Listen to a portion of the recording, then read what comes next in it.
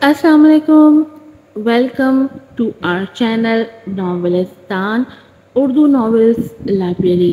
کیسے ہیں آپ سب لوگ؟ امید ہے سب ٹھیک ٹھاک ہوں گے، خیریت سے ہوں گے اور ہمارے ناولس کو انجوائے کر رہے ہوں گے. لاسٹ ایپیسوڈ میں تو صبرین صاحبہ اپنی بے وقوفی سے پھر سے ہاسپٹل پہنچ گئے. اس میں مجھے شہزام کا ایک ڈائلاگ بہت اچھا لگا جو اس نے بولا کہ شادی شدہ ہو کر پب میں بیٹھی تم ڈرنک کر رہی تھی، کچھ شرم کرو، کچھ حیا کرو. واقعی کچھ شرم کرو، کچھ حیا کرو. ویسے میں بتا دوں یہ جو ناول ہے وہ بیسکلی میلبورن میں فیملی ہے اور بچپن سے ہی جو صبرین ہے وہ میلبورن میں ہی پلی بڑھی ہے.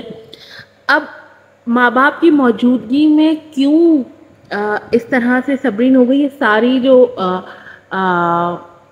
کہانی آگے جا کے گریجولی جو ہے نا وہ ڈسکلوز ہوگی تو آپ لوگوں کو پتہ چل جائے گا کہ صبرین کے ماں باپ کیوں اس طرح سے ہیں اور کیا ریزنز ہیں جس کی وجہ سے وہ اتنے زیادہ جو ہے صبرین کے ساتھ اور اس کی بہن کے ساتھ بھید بھاؤ کرتے ہیں، اور کیسے اس کی بہن کے آتے ہی جو ہے صبرین کی ویلیو زیرو ہو گئی. یہ سارے جو رازوں پر سے پردہ ہے وہ آگے جا کے گریجولی جو ہے نا ہٹتا جائے گا تو آپ لوگوں کو سمجھ آ جائے گا کہ صبرین ماں باپ کے ہوتے ہوئے بھی کیوں اس طرح سے پلی ہے اور کیوں اس کے جو فلاز ہیں یا ماں باپ کا بیہیویئر کیوں ایسا ہے. یہ سارے جو راز ہیں وہ آگے جا کے کھلیں گے. اور شہزام دیکھیں دعویٰ کرتا ہے کہ وہ محبت نہیں کرتا، وہ شادی کانٹریکٹ میرج ہے، لیکن ذمہ داریاں وہ ساری پوری کر رہا ہے جو کہ ایز اے شوہر اس کے اوپر ہے. صبرین کی ہر طرح سے حفاظت کرنا. مجھ سے کسی نے پوچھا تھا کمنٹ میں کہ روزن کا تو مجھے مطلب پتہ ہے، زندہ کا کیا مطلب ہوتا ہے. روزن زندہ کا مطلب ہوتا ہے کہ قید میں چھوٹی سی کوئی کھڑکی یا روشنی کا کوئی گزر جو کہ آپ کو امید کی طرف لے جائے. تو صبرین کی زندگی میں بھی روزن جو ہے وہ شہزام کی صورت میں ہے کہ جہاں بھی وہ مشکل میں پھنستی ہے اور شہزام اس کے لیے امید کی ایک چھوٹی سی کرن بن کر آ جاتا ہے اور اس کو ہر طرح سے بچاتا ہے. تو چلیں جلدی سے جا کر کے چینل کو سبسکرائب کر دیں، ویڈیو کو لائک کیجیے گا، شیئر کیجیے گا. پلیز پلیز پلیز کمنٹ ضرور کیجیے گا. آپ کے ویوز کی، آپ کے کمنٹ کی مجھے بہت بے صبری سے، جیسے آپ لوگوں کو ایپیسوڈ کا انتظار ہوتا ہے ویسے ہی آپ کے ریویو کا مجھے انتظار ہوتا ہے. بڑھتے ہیں ایپیسوڈ کی طرف. ناول کا نام ہے روزن زندہ، ایپیسوڈ نمبر ہے 10. رائٹر ہے اس کی رقص بسمل. شہزام نے اس کے لیے ایک کیئر گیور کا انتظام کر لیا اور خود گھر چلا گیا. اسے ایک کیس کی فائل تیار کرنی تھی. اس نے ابھی تک دستاویزات تیار نہیں کیے تھے. سو کیئر گیور کے آنے کے بعد خود پرسکون ہو کر گھر چلا گیا تھا. جب صبرین کی آنکھ رات کے بیچ میں کھلی تو اس نے ایک 40 کے درمیان عمر والی عورت کو حیرت سے دیکھا. میں آپ کی کیئر گیور ہوں. مجھے شہزام صاحب نے آپ کا خیال رکھنے کے لیے رکھا ہے. عورت نے مسکرا کر اس کی حیرت دور کی. صبرین کو یہ سن کر دل کے نہاں خانے تھوڑی سی مایوسی ضرور محسوس ہوئی. کچھ بھی تھا وہ اس کا شوہر تھا، اس کا محرم تھا، اسے اس کے ساتھ رہنا چاہیے تھا. بہرحال صبرین نے خود پر قابو پا لیا. وہ شادی شدہ ضرور تھے لیکن معاہدے کے پابند تھے. نہ وہ اس کی محبت تھا نہ وہ اس کی محبت تھی. دیکھ بھال کرنے والی خاتون کو اسی طرح کا تجربہ تھا. تبھی اس نے محسوس کر لیا کہ وہ شہزام کے اس طرح چلے جانے پر خاموش ہے. تبھی اس نے ہنستے ہوئے کہا، شہزام صاحب آپ کے لیے بہت فکر مند تھے. 11 بجے تک وہ موجود رہے. جب جانے لگے تو مجھے تاکید کی کہ جاگتی رہوں. ہو سکتا ہے آپ کسی پہر جاگ جائیں اور آپ کو کوئی ضرورت پڑ جائے. اس کے علاوہ انہوں نے ہاسپٹل سے ایک شیف بھی ہائر کیا ہے جو آپ کے لیے صحت بخش کھانا بنائے گا. صبرین تو اس کی بات پر پلک جھپکنا ہی بھول گئی. اسے لگا وہ کوئی خواب دیکھ رہی ہے. جس طرح سے کیئر گیور شہزام کا نقشہ کھینچ رہی تھی وہ بالکل اس شہزام کے متضاد تھا جسے وہ روز دیکھتی تھی.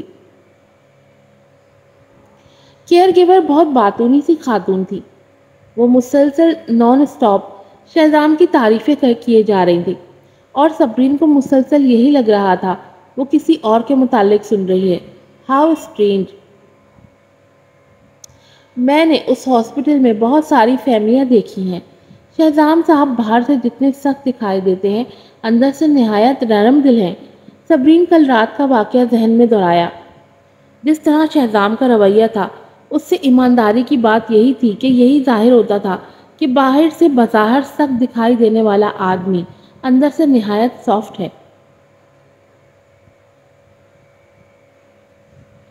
صبح کے وقت جب صبرین چیک اپ سے فارغ ہو کر واپس وارڈ میں آئی اس نے دو آدمی دیکھے جن میں ایک شہزام دوسرا حنان بخاری تھا۔ یہ واضح نہیں تھا کہ حنان بخاری کے ساتھ کیا ہوا تھا جس کی وجہ سے وہ بری طرح زخمی ہوا۔ صبرین کو دیکھتے ہی اس نے گھٹنے ٹیک دیے۔ صبرین حیرانی سے کچھ قدم بے اختیار پیچھے ہوئی۔ میں معافی چاہتا ہوں مس یزدانی، میں پیسے کا بچاری تھا۔ آبش نے مجھے آپ کا ڈیزائن چوری کرنے کے لیے $5 لاکھ ادا کیے تھے۔ یہ میری غلطی تھی، مہربانی کر کے مجھے معاف کر دیں، میں آپ کی منت کرتا ہوں۔ وہ رویا رویا سا اس کے آگے گھٹنے ٹیکے ہاتھ جوڑے ہوئے تھا، شرمندہ تھا۔ خوف سے اس کا پورا وجود کانپ رہا تھا، جبکہ یہ سچ سن کر صبرین کی غصے اور توہین سے بری حالت ہو گئی۔ بس نہیں چل رہا تھا یہ سچ سن کر اس کے ٹکڑے ٹکڑے کر کے کتوں کو کھلا دے۔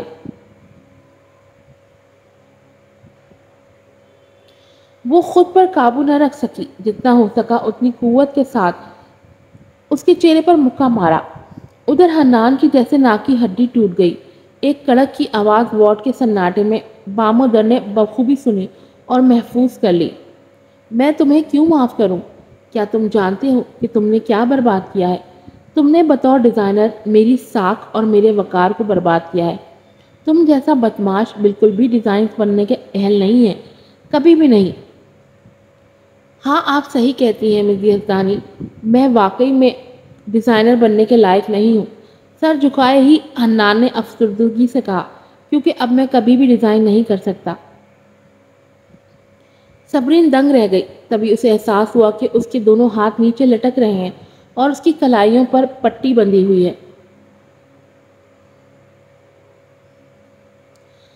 تمہارے ہاتھ؟ شہزام آہستہ آہستہ اپنی جگہ سے اٹھا اور سپاٹ انداز سے ابرو اٹھائے۔ چونکہ اس نے ڈیزائنز کی بجائے چور بننے کا فیصلہ کیا تھا، اس لیے یہ اب کبھی بھی ڈیزائن نہیں کر سکے گا، یہی سزا ہے اس کی۔ شہزام کے انداز میں قطعی رحم نہیں تھا۔ حنان کے جسم میں شہزام کی بات سن کر سردی کی لہریں سی دوڑ گئیں۔ وہ خوف سے کپکپا اٹھا تھا۔ یہ اس کے گناہ کی سزا تھی۔ کسی بے گناہ پر پیسے کی لالچ میں الزام لگانا، اس کے ہنر چرانا، اسے ذلیل کروانا، وہ واقعی اس کا مستحق تھا کہ اس کے ہاتھ توڑے جاتے۔ صبرین کو اندازہ نہیں تھا کہ حنان اس حالت میں کیسے پہنچا۔ وہ ایک مغرور اور بے حس شخص تھا۔ یہ شہزام ہی ہوگا جس نے اسے ایسی حالت میں پہنچایا۔ وہ بالکل بھی حنان کے ساتھ ہمدردی محسوس نہیں کر رہی تھی۔ وہ اس سے بھی برے سلوک کا مستحق تھا۔ کیا اس نے صبرین کے ساتھ غلط کرتے کوئی احساس کیا تھا؟ ویل، تم جس قابل تھے تمہیں وہی ملا۔ امید ہے اب تم ایک اچھے انسان بنو گے۔ صبرین کا لہجہ سپاٹ تھا۔ آل رائٹ، میں اب واقعی میں ایسا دوبارہ نہیں کروں گا۔ میں میلبورن ہی چھوڑ جاؤں گا اور کبھی زندگی میں آپ لوگوں کے سامنے نہیں آؤں گا، حنان نے کانپتے ہوئے کہا۔ دفع ہو جاؤ، شہزام نے اسے بری طرح جاڑا۔ جب حنان کانپتے قدموں سے وارڈ سے نکل گیا تب شہزام نے ایک نیا فون صبرین کے ہاتھ میں دیا۔ صبرین نے فون تھام کر اسے چیک کرنے کے ارادے سے کھولا، جہاں ایک ریکارڈڈ فائل بھی موجود تھی کہ حنان بخاری نے کیا کہا تھا۔ یہ اب تم پر ہے کہ اس فون میں موجود ریکارڈنگ کو کس طرح سنبھال کر رکھتی ہے جو میں تم کو دے رہا ہوں۔ شہزام نے ایک گہری نظر اس پر ڈالی۔ اگلی بار اپنے غصے کو کنٹرول کرنے کی کوشش کرنا۔ تم بیڈنگ میں صرف اس لیے ہار گئی تھی کہ تم نے اپنے ڈیزائنز کی حفاظت نہیں کی تھی۔ اس کو ایک سبق سمجھنا۔ اب تمہیں کام کی جگہ پر ہر ایک سے ہوشیار رہنے کی ضرورت ہے۔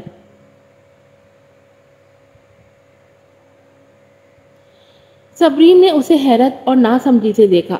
وہ یہ سمجھتی تھی کہ عابش یزدانی نے بڈنگ اسی لیے جیت لی تھی کیونکہ شہزام اور سرور جہانگیر نے در پردہ اس کی مدد کی تھی، لیکن اب وہ تذبذب کا شکار ہو رہی تھی کہ وہ اس کی مدد کیوں کر رہا ہے۔ کیا اسی لیے کہ عابش نے جھوٹے بیانات دیے اور صبرین سے جھوٹ بولا؟ اب تم کیا سوچے جا رہی ہو؟ شہزام نے اس کو یوں ساکت و جامد ہوئے دیکھ کر سخت بے سکونی محسوس کی، جبکہ وہ دل میں اس کے لیے شکر گزاری محسوس کر رہی تھی اور سوچ رہی تھی کہ کس طرح اس کا شکریہ ادا کرے۔ میں صرف کچھ نہیں، بہرحال تمہارا بہت بہت شکریہ۔ صبرین نے تہہ دل سے کہا تھا، تم کو میرا شکر گزار ہونا بھی چاہیے، لیکن یہ لفظی شکریہ بالکل بے معنی ہے میرے لیے۔ شہزام نے جیسے طنز کیا، میں تمہارے لیے بکرے کا گوشت بناؤں گی، بس ایک بار ٹھیک ہو جاؤں، لیکن تم اگر اسے روز کھاؤ گے تو تمہیں فیٹی جگر کی بیماری ہو جائے گی۔ کس نے کہا کہ مجھے روز گوشت پسند ہے؟ میں اسے صرف اس لیے کھانے کے لیے تیار تھا کیونکہ دیگر ساری ڈشز کے بیچ میں ایک یہی ڈش کچھ بہتر ہوتی ہے۔ شہزام نے جلدی سے بات بنا لی، آخر اپنی عزت بھی تو رکھنی تھی نا۔ صبرین کو اس کے یوں صاف انکار کرنے پر کافی ہنسی آئی۔ ایمانداری کی بات ہے کہ وہ اس بات کی گواہ تھی کہ کس طرح شہزام بھنے گوشت کو مزے لے کر کھاتا تھا، لیکن پھر بھی اس نے سر ہلا دیا۔ صحیح، یہ واقعی میری غلطی ہے اور میں نے اس پر غور ہی نہیں کیا۔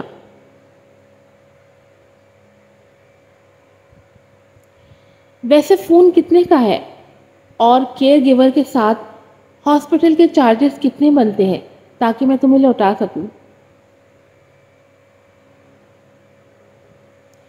اپنی بات پوری کرنے کے دوران وہ اسے کافی مختلف لگی۔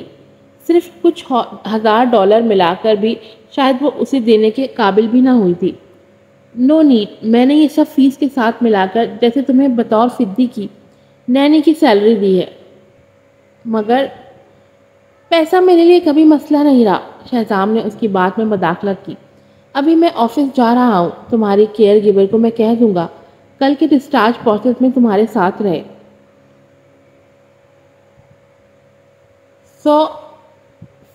گھر آنا اور فدی کا خیال رکھنا، اوکے؟ صبرین پورے 2 دن بعد ہاسپٹل سے ڈسچارج ہوئی تھی اور حیرت انگیز طور پر شہزام خود گاڑی ڈرائیو کر کے اسے لینے آیا تھا۔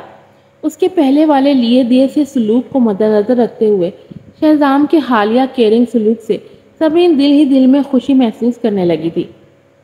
وہ اسے سیدھا ہال لے آیا تھا۔ صبرین نے اسے ناسمجھی سے دیکھا۔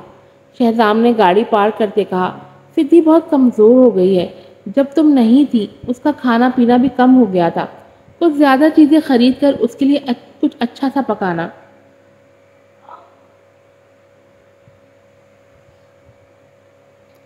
اپنے من کی خواہش ایک معصوم جانور کی آڑ میں رکھ کر شہزام نے بتا دی، اور اس کے خوبصورت چہرے کو دیکھتے ہوئے صبرین نے سنجیدگی سے سوچا کہ یہ فدی ہے یا وہ خود جو کھانے کے لیے بےتاب تھا۔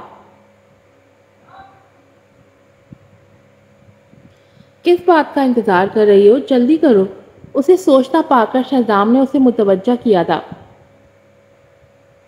وہ واقعی میں تنگ آ چکا تھا روز روز ریسٹورنٹ کا بدمزہ کھانا کھا کر، جو ہادی اس کے لیے 2 دن سے پیک کروا کر لاتا تھا۔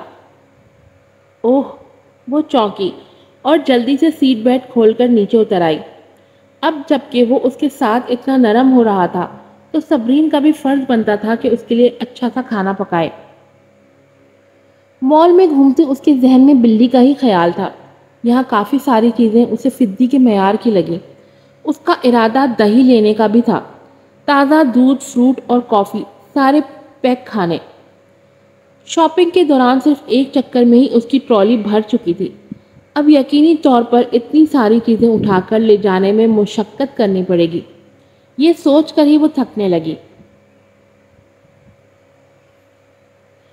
کچھ دیر سوچنے کے بعد اس نے شہزام کو ایک واٹس ایپ پیغام بھیجا۔ شانی، میں بہت ساری چیزیں خرید رہی ہوں اور مجھے نہیں لگتا کہ میں یہ سب کچھ اکیلی اٹھا سکتی ہوں۔ کیا تم کچھ بیگ اٹھانے میں میری مدد کر سکتے ہو؟ میسج بھیجنے کے 5 منٹ تک جب اس نے کوئی ریسپانس نہیں دیکھا تو وہ مایوس ہونے لگے۔ پھر ایک گہری سانس لے کر اس نے سوچا کہ اپنی مدد آپ ہی کرے۔ شہزام سے کوئی توقع فضول ہی ہوگی۔ انہی سوچوں کے درمیان اچانک ہی اس نے کسی کو قریب محسوس کیا۔ نگاہ اٹھائی تو شہزام کا خوبصورت اور وجیحہ لمبا وجود سامنے کھڑا تھا۔ اس نے ونڈ بریکر جو صبح پہنی ہوئی تھی وہ اب اتار دی تھی۔ اب سفید شرٹ میں اس کا دلکش سراپا سب سے منفرد دکھائی دے رہا تھا۔ اسے دیکھ کر کچھ پل کے لیے تو جیسے صبرین غائب دماغ سی ہوئی۔ وہ بالکل ایسا دکھائی دیتا تھا جیسے پوسٹر پر اشتہار میں دکھایا جانے والا ہیرو۔ صبرین نے ایک خالی گھوری دکھائی جس کی شہزام کو چھوٹی عمر سے ہی عادت ہو گئی تھی۔ حیرت انگیز طور پر وہ اس کے گھورنے سے بیزار نہیں ہوا تھا۔ اس کے برعکس وہ کافی اچھے موڈ میں تھا۔ میں صرف چاہتا تھا کہ تم کچھ چیزیں خریدو، لیکن تم نے تو جیسے پورے سال کا اکٹھا خرید لیا ہے۔ صبرین نے جلدی سے وضاحت کی، میں سوچ رہی تھی کہ تم اور فدی پچھلے کچھ دنوں سے کوئی مناسب کھانا نہیں کھا سکے، لہذا میں نے زیادہ خریدا ہے۔ شہزام نے اپنا ہاتھ بڑھا کر صبرین کے ہونٹوں پر رکھتے جیسے آگے کہنے سے روکا، میں نے تو بہت اچھی طرح کھایا ہے، یہ فدی تھی جو اچھی طرح نہیں کھا رہی تھی، مجھے اس میں نہ گھسیٹو، میں کھانے کا اتنا بھی شوقین نہیں ہوں۔ شہزام کی خود ساختہ انا بیچ میں آ رہی تھی۔ وہ کیسے یہ مانتا کہ فدی کی آڑ میں دراصل وہ اپنی ہی خواہش بیان کر رہا ہے۔ صبرین اس کی بات پر آنکھیں پھیلائی دیکھتی رہ گئی۔ کتنا مطلبی شخص تھا۔ توبہ! اس کا ہاتھ ہٹاتے اس نے بے یقینی سے اسے گھورا۔ کیا واقعی؟ اب کیا انہیں اٹھانے میں میری مدد بھی کرو گے یا یوں ہی کھڑے ان سب چیزوں کو گھورتے رہو گے؟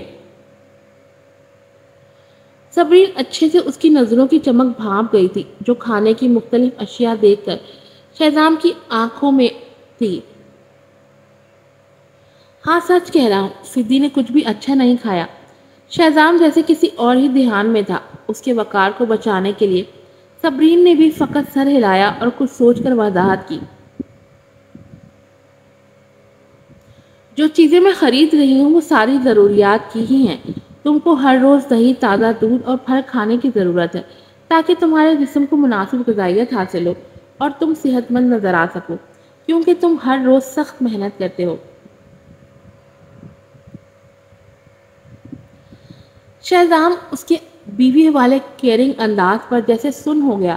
اس کی آنکھوں میں متضاد جذبات ابھرے۔ اس سے پہلے شاید ہی کبھی کسی نے اس کی خوراک کی پرواہ کی تھی۔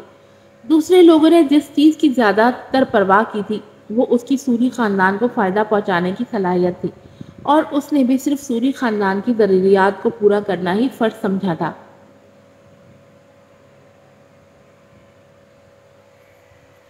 سم کارڈ ریپلیس ہوتے ہی صبرین کے موبائل پر 10 مس کالز آئی ہوئی۔ ان میں کچھ فریا کی تھیں اور کچھ جعفر یزدانی اور سہیلہ یزدانی کے ساتھ کچھ اور لوگ۔ صالحہ اور جعفر صاحب کی کالز پر اس نے سوچا، کیا جو حادثہ میرے ساتھ ہوا، ہو سکتا ہے موم ڈیڈ کو اب میری فکر ہوئی ہو۔ صبرین کا دل ان کی طرف کھنچنے لگا۔ یقیناً موم اسے پریشان ہو کر واپس بلانے کے لیے کال کر رہی ہوں گی۔ اس امید سے اس نے صالحہ کو کال بیک کی۔ موم، تو بالآخر تم نے مجھے کال کر ہی لی۔ صالحہ کی غصیلی آواز ریسیور سے نکل کر صبرین کو تو صدمے سے گنگ کر گئی۔ یہ اس کی سوچ سے بالکل الٹ ہوا تھا۔ آخر کب تک باہر رہنے کا ارادہ ہے؟ فوراً گھر واپس آؤ، صالحہ نے دہس بھری آواز سے کہا۔ جملے گھر آؤ صبرین کو گہرائی سے چبھے تھے۔ کیا اب بھی وہ گھر میرا ہے؟ صبرین، اگر تم اب بھی واپس نہیں آ رہی تو پھر کبھی زندگی میں واپس مت آنا، نہ کبھی مجھے اور اپنے ڈیڈ کو کسی موڑ پر پہچاننے کی کوشش کرنا۔ صالحہ نے آخری حربہ بلیک میلنگ کا آزمایا اور ساتھ ہی فون بند کر دیا۔ آخر کچھ دیر کی ہچکچاہٹ کے بعد صبرین نے یہ فیصلہ کر لیا کہ اسے واپس جانا چاہیے، کچھ بھی تھا۔ جعفر صاحب اور صالحہ نے اسے پال پوس کر بڑا کیا تھا۔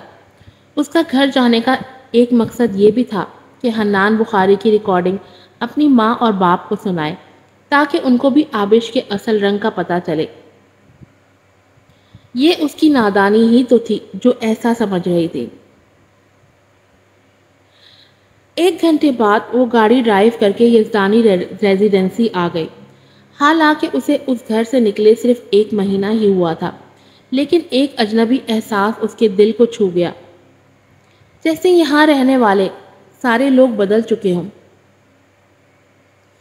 یہ اس کی چھٹی حس تھی جو اسے احساس دلا رہی تھی، لیکن اس پر صرف ایک ہی دھن سوار تھی کہ کسی طرح آبش کا اصلی چہرہ موم ڈیڈ کو دکھا سکے۔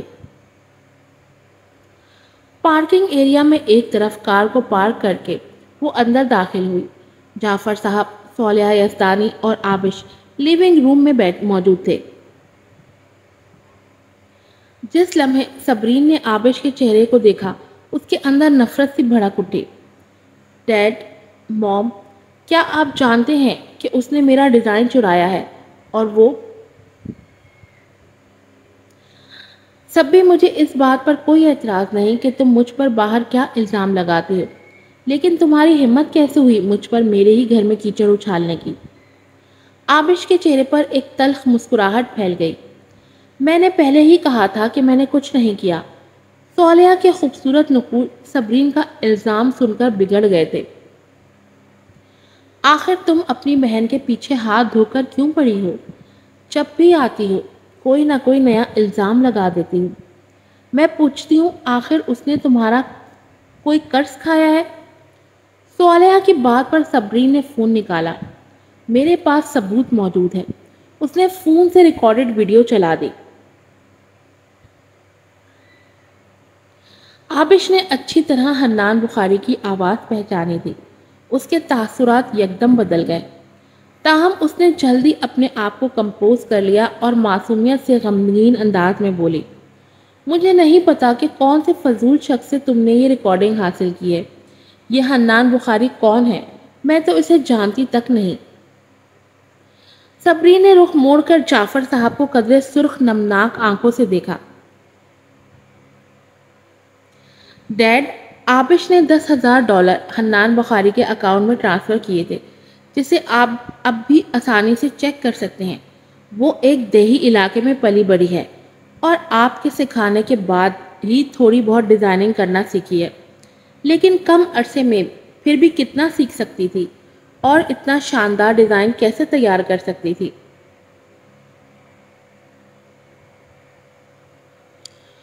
موم، ڈیڈ، میں نے سچ میں ایسا کچھ نہیں کیا ہے۔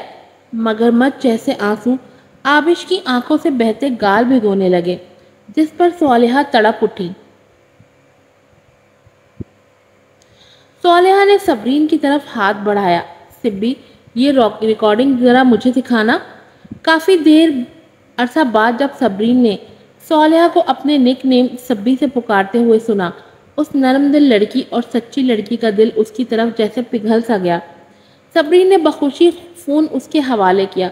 صالحہ نے اس سے فون لے کر ریکارڈڈ فائل نکالی اور ڈیلیٹ کر دی۔ صبرین تو اس عمل پر حیرانگی سے پھٹی پھٹی آنکھوں سے اسے دیکھنے لگی۔ یہ اس کے وہم و گمان میں بھی نہیں تھا کہ کوئی اس قدر بھی سنگدل ہو سکتا ہے۔ موم، آپ کیوں؟ صبرین اتنی شاک تھی کہ سمجھ میں نہیں آ رہا تھا کیا کہے۔ یہ بالکل اچانک اور اس کی توقع کے الٹ عمل تھا۔ اس سے پہلے کہ وہ فون ان سے لیتی، صالحہ اپنا کام کر چکی تھی۔ اب صبرین کے پاس سوائے کفِ افسوس کے کچھ نہ بچا تھا۔ صالحہ کی نگاہوں میں ایک بار پھر سر تاثر تھا۔ میں تمہیں اس جعلی ریکارڈنگ کی وجہ سے اپنی بہن کی ساکھ اور مستقبل برباد کرنے کی اجازت نہیں دے سکتی۔ تمہارے لیے بہتر یہی ہے کہ بات کو زیادہ مت کھینچو۔ صبرین شدید شوق سے کانپی۔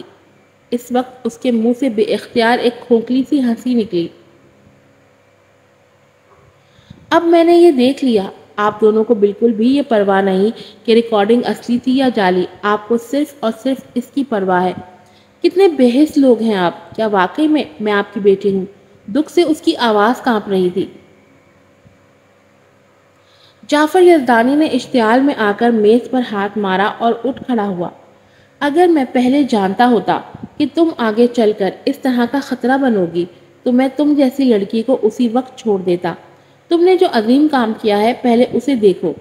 تم نے لائیو ویڈیو کے دوران جو شرمناک کام کیا اس سے اپنی ساکھ تو کھو ہی دی، لیکن ہمارا سر بھی شرم سے جھکا دیا۔ کیا کوئی بھی شریف آدمی مستقبل میں تم سے شادی کرے گا؟ تمہاری حرکتوں کی وجہ سے سمٹ کمپنی اپنے ملنے والے پروجیکٹ سے بھی محروم ہو گئی ہے۔ تم ہمارے لیے صرف نقصان کی وجہ ہو۔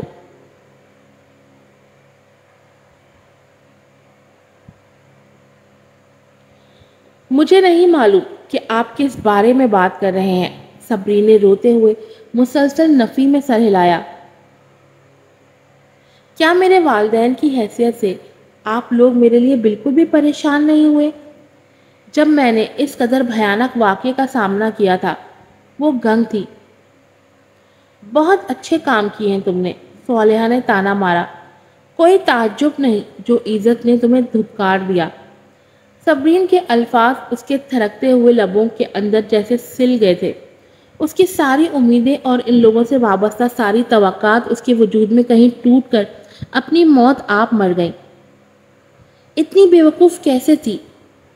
اسے یہاں واپس نہیں آنا چاہیے تھا۔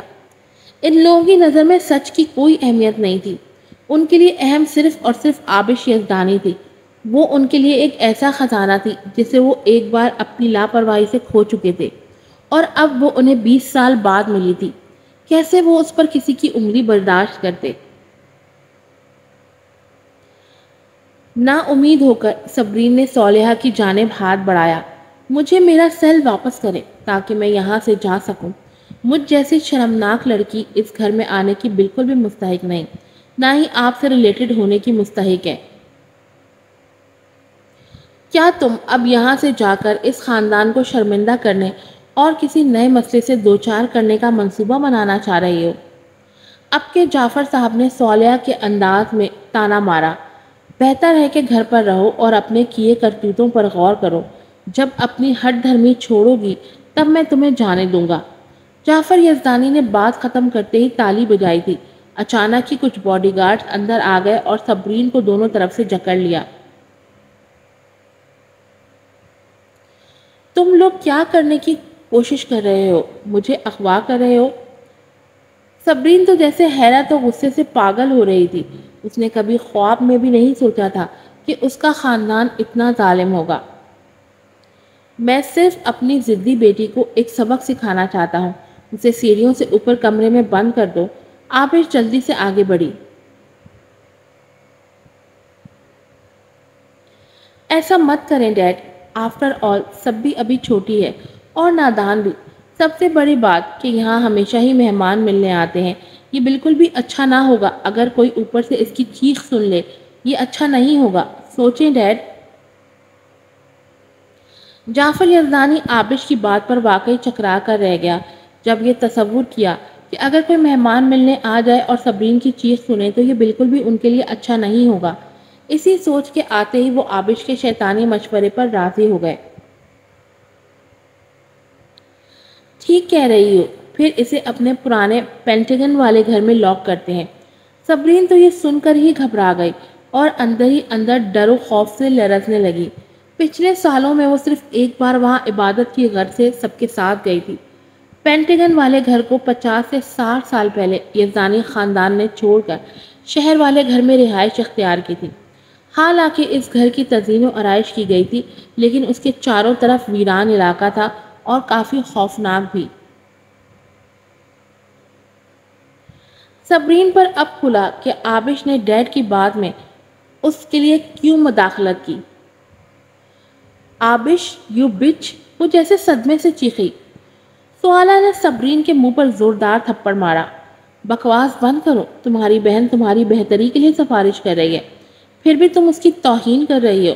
تم واقعی ایک خطرناک لڑکی بن چکی ہو۔ جلدی سے اسے وہاں لے جاؤ۔ جعفر یزدانی کا غصے کے مارے چہرہ سرخ ہوا۔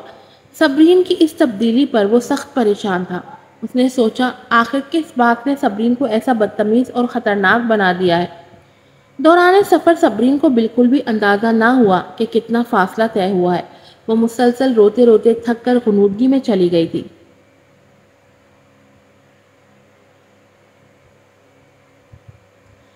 جب آنکھ کھلی تو وہ اس پرانے الگ تھلگ ویرانے والے گھر میں پہنچ چکی تھی۔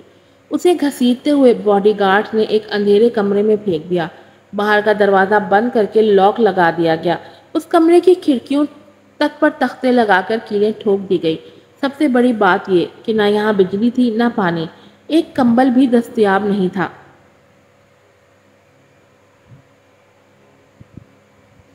جبکہ اس کا فون صالحہ ہتھیا چکی تھی۔ اب اسے پتہ نہیں چل رہا تھا کہ وقت کیا ہو رہا ہے۔ آج کی ایپیسوڈ یہیں پر ختم ہوتی ہے۔ صبرین پہ مجھے اتنا غصہ ہے کہ میں آپ کو کیا بتاؤں۔ لیکن شاید ماں باپ کی محبت ہی ایسی ہوتی ہے کہ بندہ اس پہ شک نہیں کر پاتا۔ کون اپنے ماں باپ کی محبت پر شک کر سکتا ہے؟ یا کون یہ سوچ سکتا ہے کہ ماں اتنے پیار سے بلا رہی ہے یا ماں نے گھر بلایا ہے اسے، تو کون شک کرے گا کہ کسی سازش یا پلاننگ کے تحت اس کو بلایا جا رہا ہے۔ صبرین کو ایک ایسی جگہ پر قید کر دیا گیا جہاں نہ بندہ ہے نہ بندے کی ذات۔ کیسے ڈھونڈے گا شہرام اسے؟ کیا شہرام اس کے اوپر یقین رکھ پائے گا؟ کیسے پتا چلے گا شہرام کو کہ وہ اپنوں کے ہاتھوں ہی کڈنیپ ہو گئی ہے؟ ایک بہت ہی مشکل سچویشن میں پھنس گئی ہے صبرین۔ اب پتہ نہیں کون اسے بچائے گا، کیسے نکل پائے گی وہاں سے۔ یہ سب دیکھنے کے لیے آپ دیکھتے رہیے ناول روزن زندہ، چینل ہے ناولستان، رائٹر ہے اس کی رقص بسمل۔ پلیز جانے سے پہلے اچھے سے چینل کو سبسکرائب کریں، ویڈیو کو لائک کریں، شیئر کریں اور اچھے سے اس کے اوپر ریویوز دیں، اور اپنے فیس بک گروپس میں اور واٹس ایپ گروپ میں ویڈیو کا لنک ضرور شیئر کیا کیجیے۔ پھر ملوں گی آپ سے نئی ایپیسوڈ کے ساتھ۔ السلام علیکم۔